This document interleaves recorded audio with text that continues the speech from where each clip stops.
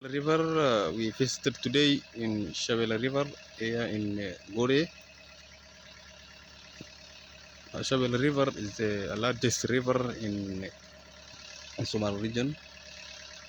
You see, here is the river. Hi there everyone. Here is the Shabelle River in the Somali region,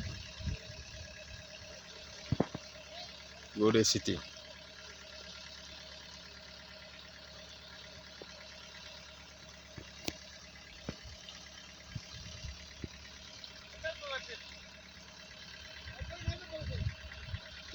Oh, kagak tagane.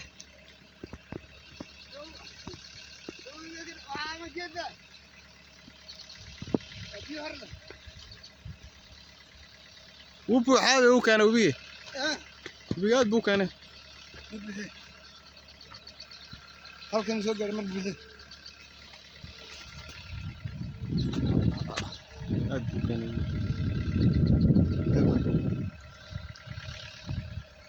markii sidaas inta soo urursaa ya sidaas inta soo urursaa shilalka shilal nyir buu noqdaa hoos buu dhigaa hoos buu laabtaa wallahi hoos buu laabtaa hadda wuu buuxaade wuu baxuu keenay aga halkan uu ka noqdo miya wuxuu ka dhaqaa yaan dhiro ku dayro ka mid ah idaadu keenay biirmay